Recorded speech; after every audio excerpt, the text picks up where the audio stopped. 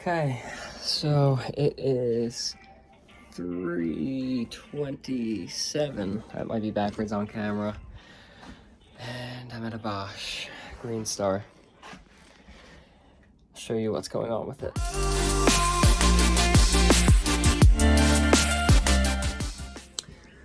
I have Bosch on hold on the phone for tech support.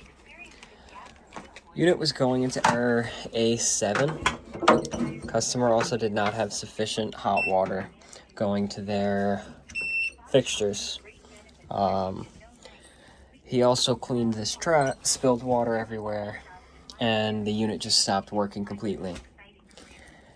It's dried off now. It has this heat pump blowing right into it, and we did run the system. It ran through its normal startup. It primed the condensate trap, and I tested hot water, and we got nice hot water. Exact temperature, I'm not sure. It felt like around 120 degrees, and we have a mixing valve there for that. A7, the error which originally occurred, is for abnormal temperature sensor. I don't know where the temperature sensor is on this. I haven't pulled up a diagram. I've only been here a few minutes.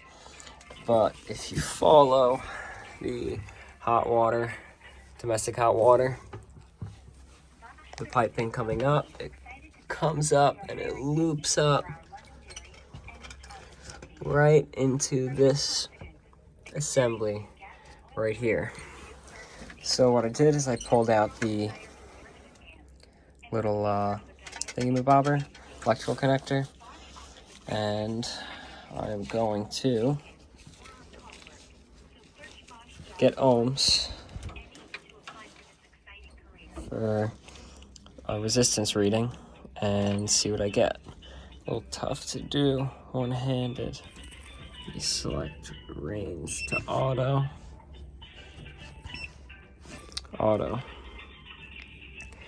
We've got 0.454 k ohms, and I'm gonna write that down and see what happens after that. Maybe I'll look up if I could find what it's supposed to read, or if they pick up quickly, I'll let them know what it's reading.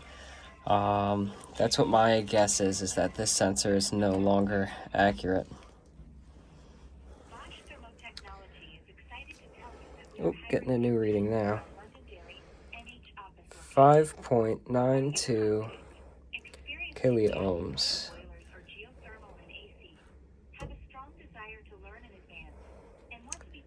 0.44 kiloohms. That's odd. Why am I getting different readings? I'm going to do this with both hands and see what happens. So I'm consistently getting those same two different readings. Right now I have the unit on reading 157, and I'm just checking with this to confirm that the temperature is around that range. This is the FLIR i7 thermal imaging camera, and because it's copper, put a black piece of tape on top of it, that way it can read the true temperature. Can't read shiny metals. See, if I move it over, it tells you 80s, but if it's on a not shiny metal, it reads the temperature that it actually is. So I always keep electrical tape on me for that. Let's see our hot water pipe right about 82 degrees. I'm gonna run a faucet.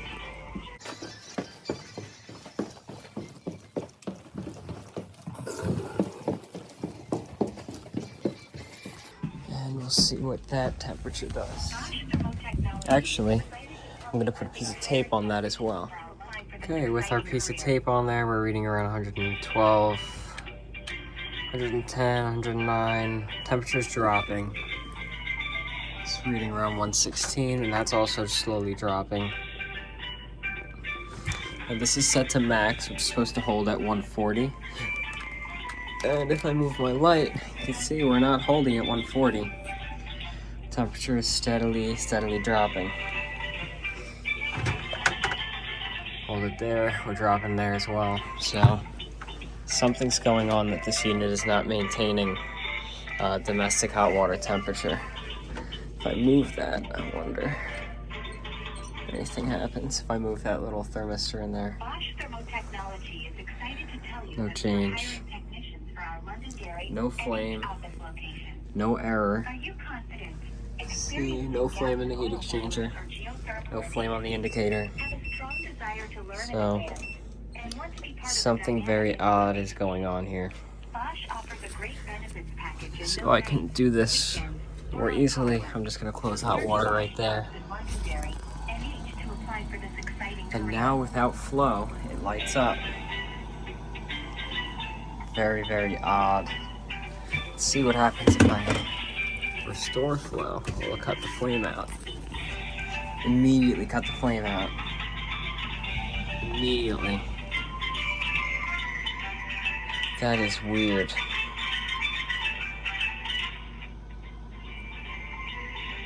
Something odd is going on here causing this issue. Just turned it off. And we're gonna get a flame again. Put the flow back on. Flame gone immediately. That is weird.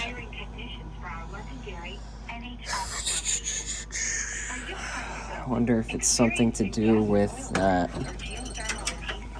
flow sensor back here.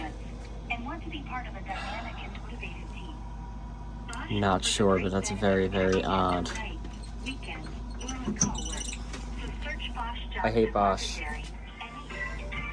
And if you're wondering, it's my wait time so far. I'm supposed to be number 1 in line. But here's a little bit of an overview of the install. Here is our supply coming off, goes to 2 circulators. And our closely spaced T's are this T here and this T here. Return comes back up into the machine.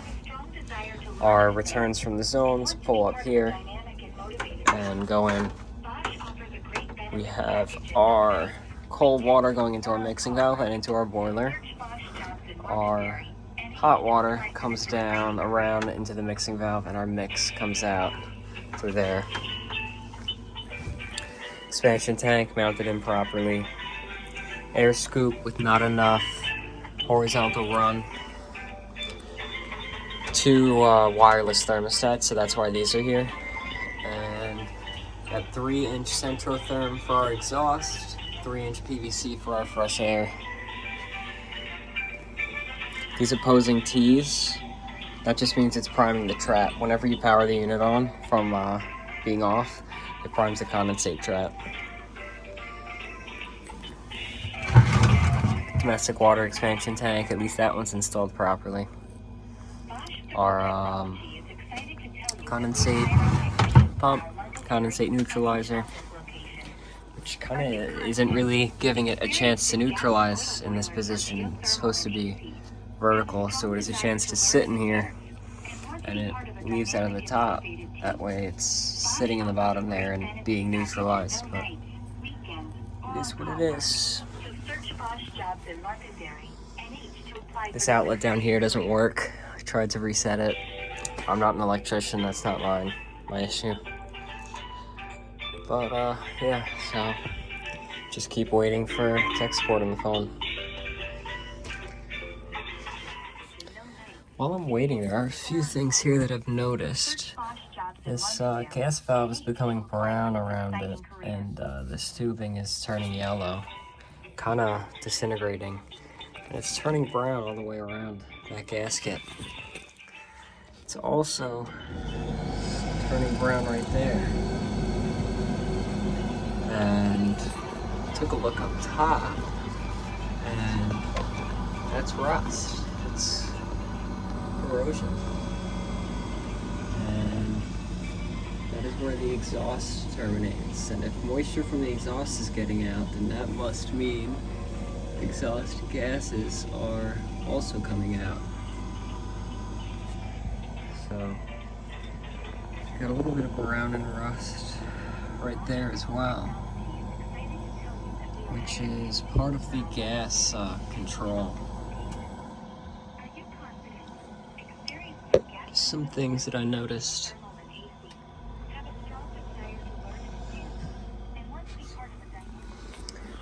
And you spilled water. Yes, so you mind if I give you a brief rundown? Sure, not a problem. We came out to this unit not too long ago. It wasn't heating up well enough. They had the supply temperature set way low. Okay. So we bumped it up to a higher temperature and heating fine, no issues. He calls now, gave an A7 error. Whenever the customer comes and checks on the unit, he pulls the condensate trap and cleans it. Why, I'm not sure, but he does. Right. And he spilled water onto the controls, and boiler just completely stopped working. Sometime later, after it, why people touch it. yeah. So sometime later, after drying up, boiler turns on. It heats up.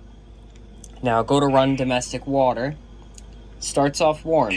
Yeah. Starts off hot. But temperature just drops. I had it at about like 67 degrees. Flame doesn't come on. As soon as I stop the domestic hot water, boiler heats itself back on up again. And this just repeats. Okay. Yeah, are you on site right now? I am. Push and hold the wrench button in on the top left. Sure. Push and hold it, and you'll get 1A as an apple. 1A. Wait, before we... Okay, let's stop right there. This is a wall boiler. Correct. All right, so to the right of the gas valve, you have a black manifold, right? To the right of the gas And there's, valve. to the right of the gas valve, there's a black manifold. It's got 2 green wires going to a sensor. Yeah, you want the ohms on those two between that sensor, right? No, I want to make sure it's plugged in first. Oh, yeah, it's plugged in. Okay, so we got 1A on the screen. Yeah. Now let's go back to that, sorry. It's fine. Now we're going to push and hold Eco and Key Lock at the same time. Okay. And get 8A as an apple. Got it. And now we're going to scroll with the Key Lock only and go to Apple Bravo.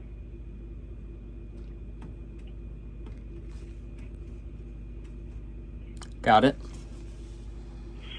Push the guy with the ladder and release. Then what's your temperature saying?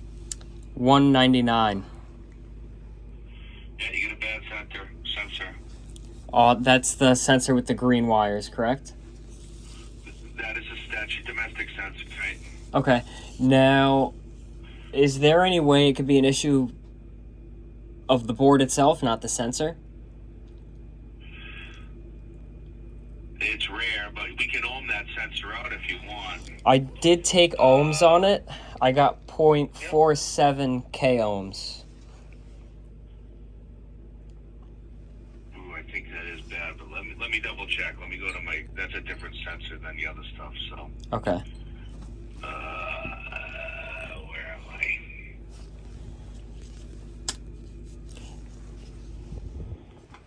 Where's my sensor sheet? There it is. Because that's a 12K sensor. And it is roughly about 82 degrees on the pipe right there, the plastic. So put it this way, 86 degrees, you should be reading 9,786 ohms. 9,786. Okay. Yep. That's for 86 degrees, so So if sensor's it's bad. cooler than that, it'd be closer, it'd be up over, could be closer to 10,000. Okay. Would you have a part number on that sensor? Absolutely. Give me a moment, I get you that. Thank you. That is a domestic sensor that's wet, so you will have to drain the domestic side. Okay.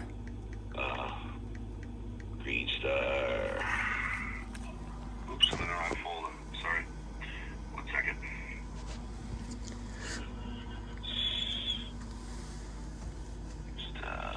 Parts.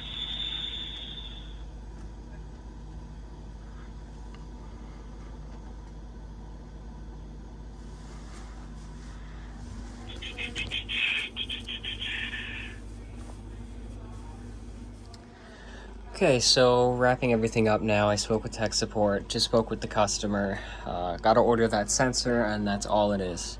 that sensor should be reading at about 9,000 ohms, and it's not. So gonna get that sensor in, order it next day, and we'll put it in for him. And we'll see how it goes. That's supposed to be it, so hopefully that's it. Okay, so that went, it went fine. The whole time was annoying. I wish I could have these like spec sheets so that I could be able to do this without calling them, because it wastes so much time waiting for them on the phone. All in all, I was there for an hour, which I guess it's not terrible. They're paying for an hour anyway. I'd probably be there for an hour anyway, just doing testing, making sure everything's okay. But once I got tech support, he was nice to have on the phone. Sometimes their tech support is useless. This time it wasn't, so that was nice. But that's going to be it for this video. So hopefully you enjoyed it. If you did, like the video. Comment any advice or criticisms or feedback. And share the video and subscribe. Thanks for watching.